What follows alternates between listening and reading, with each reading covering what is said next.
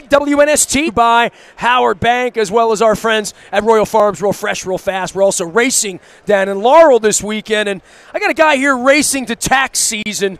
Moose Johnston is here as well with Ed Bruneau, the CEO of Liberty Tax. We're going to talk some football, but let's talk about taxes first, because if we don't talk about it, we're going to put it off to the end, and that's exactly what everybody's problem is, right, Ed? Exactly right. Listen, it's just like developing a plan for the big game this Sunday. Everybody needs a tax plan, and Liberty Tax is located throughout the U.S. and Canada with lots of tax professionals out there that can help you with your individual plan to get your taxes filed. You Dallas-based by any chance? I am not. Virginia Beach, Virginia. No. Well, you're Dallas-based, aren't you, Moose? Still down in Dallas, yeah. These Super Bowls, this is a cold one now. You know, I thought these Vikings fans would be all ready for this, and instead it's E-A-G-L-E.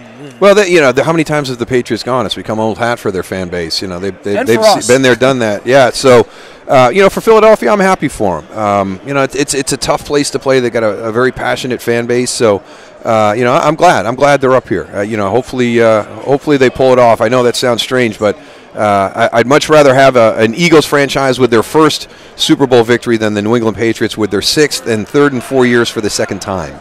Tom Brady, I don't know what to say at this point, superlatives, but still, many guys of your era still come by here and say, yeah, he was playing when I was playing, or, whatever. I've been out 10 years, 12, 15 years, whatever it is, and he's still playing, and not just playing and mailing it in.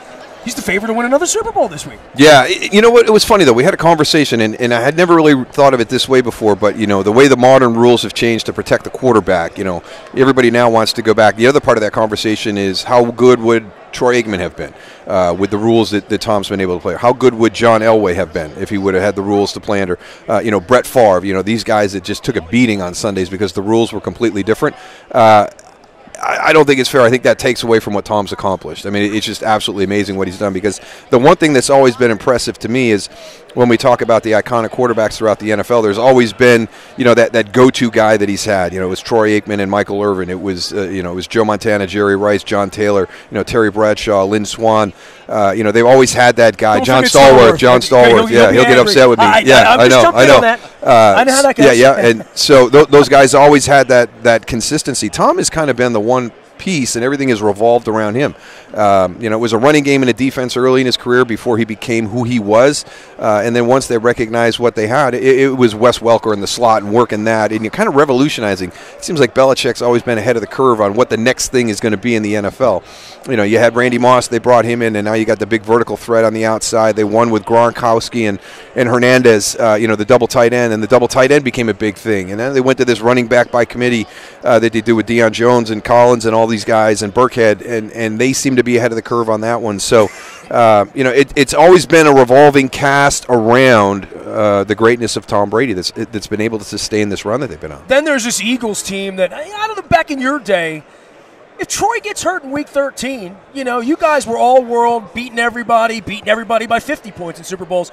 It would have affected things, and certainly for the Eagles, this has affected things. But here's Nick Foles. We walk into the building. He's up on the billboard next to Tom Brady. The question is, can he do it for 60 more minutes? Yeah, that's the big question. He's done it for 2 games. He's actually got the highest rating, through the playoffs so far.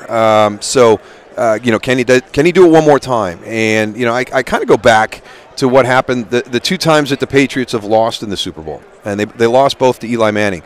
And that was not a dominant Giants team. That was a team that got on a roll, and it was a quarterback that got on a roll. I mean, Eli played out of his mind during that run. Are the Patriots kind of facing something very similar to that? Here comes another NFC East opponent, maybe a better regular season performance than the Giants had, but they've got that same quarterback thing. They've got a guy that's playing hot right now, coming into the playoffs, coming into the Super Bowl. And let's not forget, Nick Foles, he threw up a season a few years back that I think is still in the top 3 in NFL history from quarterback rating. So he's shown he can do it for a season. He's in the midst of doing it right now on a great playoff run. So I think it's going to be interesting to see how he comes out and performs. I don't think it's going to be too big for him at all. Daryl Moose Johnston here, joining us on behalf of Liberty Tax. Ed Bruneau, also the CEO of Liberty Tax. I need to know some CEOs with a tax plan. Luke Jones, of course, joining us here on Radio Road, Super Bowl 52. Go ahead, Luke. I know we talk some ball. Yeah, Moose. Well, you mentioned the Giants, and the other thing that I compare with the New York Giants, this front for Philadelphia. I mean, they have 7 guys that they play. I think I saw the statistic.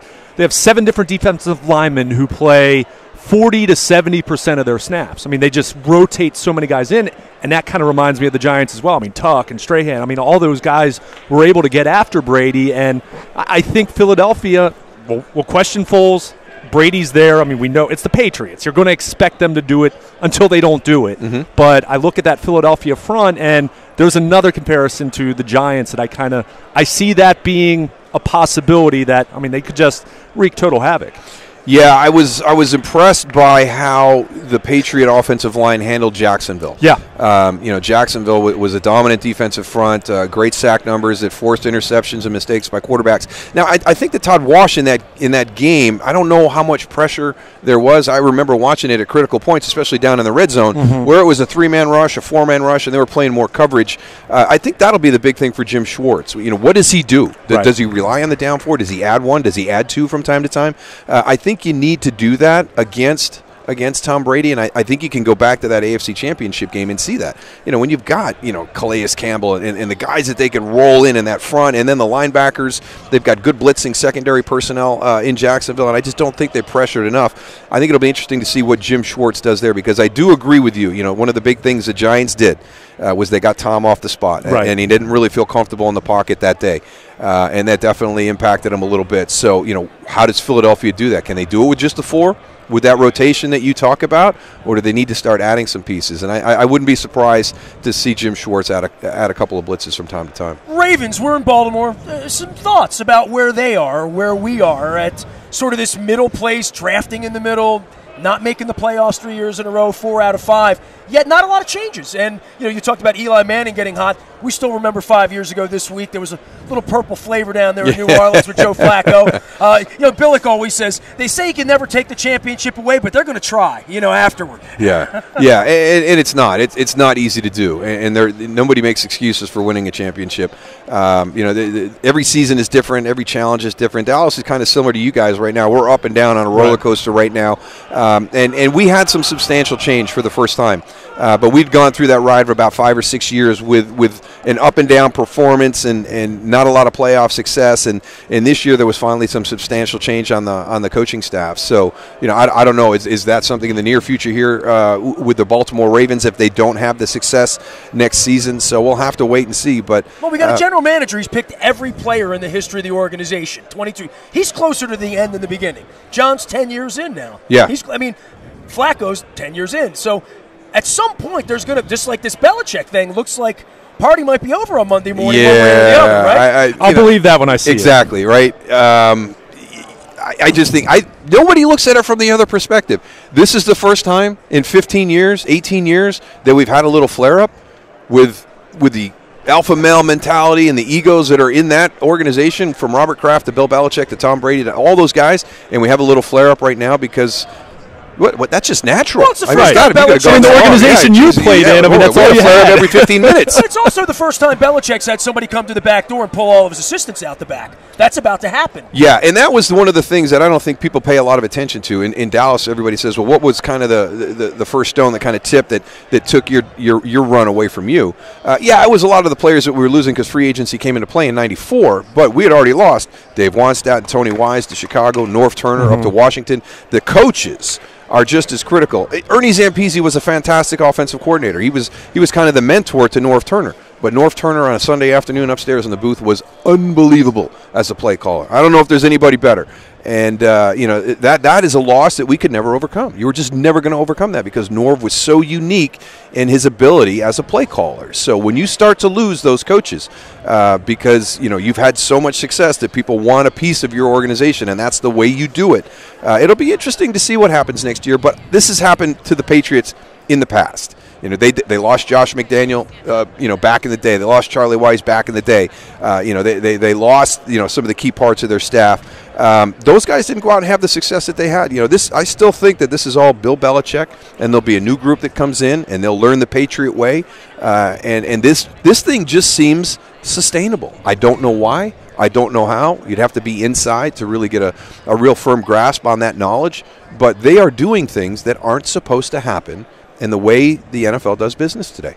they're cheating again. We're just going to find we got to figure out what it is. That's what it's going to be. Moose Johnston here on behalf of our friends at Liberty Tax. Liberty Tax Double is the hashtag. You got a little deal going here. Tell everybody about it, Ed. We do. So just for this particular time frame, we're actually going to do a double or something. So up to $2,500 if you go file your taxes at a Liberty Tax location. You tweet to that hashtag. We will select a winner, and we'll double your refund from the government up to $2,500. Or if you owe the government, we'll actually double a payment up to $2,500 that you owe.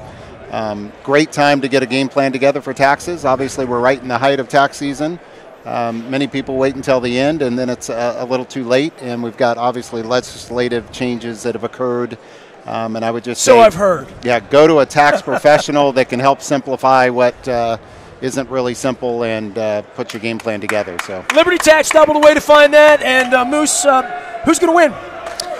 I like the Eagles. I really do. So do those people over there. Yeah, that's Jaworski showed up. Jaworski and Balding. It's an Eagles homecoming over there. Here we go. Vicek, it's What? You know, I'm on their side. You talk about coaches going out the back door. I mean, Schwartz and I, 20 years. Joe Douglas, Torrey, Donnell Ellaby. I've got them all fooled. It's a Raven hat, but this gets this. You can pass. It's a bird in green. Baldinger says this is the best support that I can give. So I keep Baldinger's love at this point, which is all that's important, because he's bigger than I am. Exactly. Moose Johnston here on behalf of Liberty Tax. Luke and I back on Radio Row. It's all brought to you by Howard Bank, as well as our friends at Royal Farms. Real fresh, real fast. We are WNST.net, AM 1570, and WNST Towson, Baltimore, and we never stop talking Baltimore sports.